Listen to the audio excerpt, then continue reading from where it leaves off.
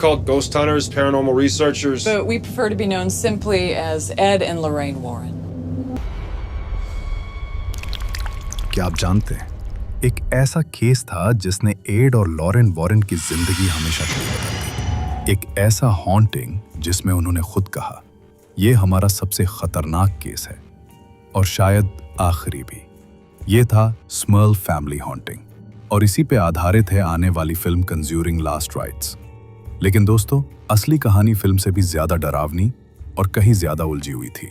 आज हम जानेंगे क्या था असल में स्मर्ल केस, वॉरेन्स ने क्या देखा और क्यों ये उनका आखिरी और सबसे खतरनाक केस बन गया। एड और लॉरेन वॉरेन 1960 के दशक से लेकर 2000 तक दुनिया के सबसे मशहूर पैरानॉर्मल इन्वेस्टिगेटर्स रहे। एड एक डेमोनोलॉजिस्ट थे और लॉरेन एक क्लैरवॉयंट साइकिक। उनके नाम से जुड़ी हैं enable doll, parent family haunting और एनफील्ड पोल्टरजाइस्ट जैसी कहानियां, और इन्हीं की वजह से बना है पूरा कंज्यूरिंग यूनिवर्स।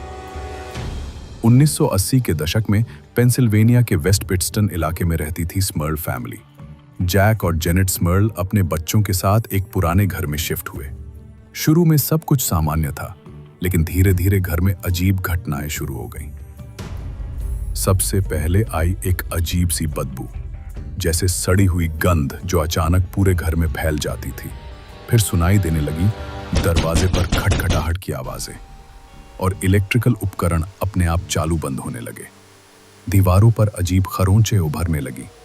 रात में फैमिली के सदस्यों को ऐसा लगता था जैसे कोई अनजान साया उनके पास खड़ा है।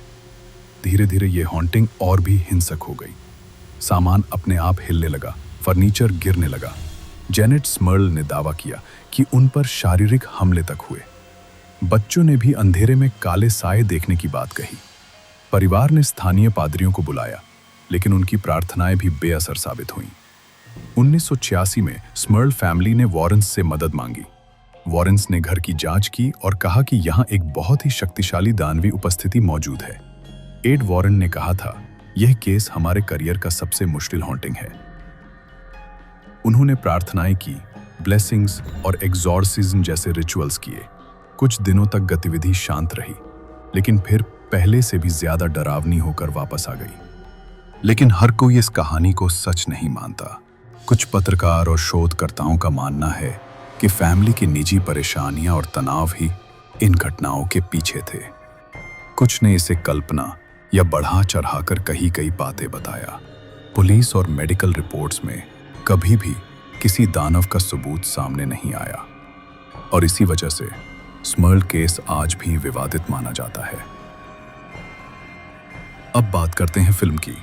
कंज्यूरिंग लास्ट राइट्स इसी असली केस पर आधारित है, लेकिन जैसे हर फिल्म में होता है, कहानी को ज्यादा नाटकीय और सिनेमैटिक बनाया गया है।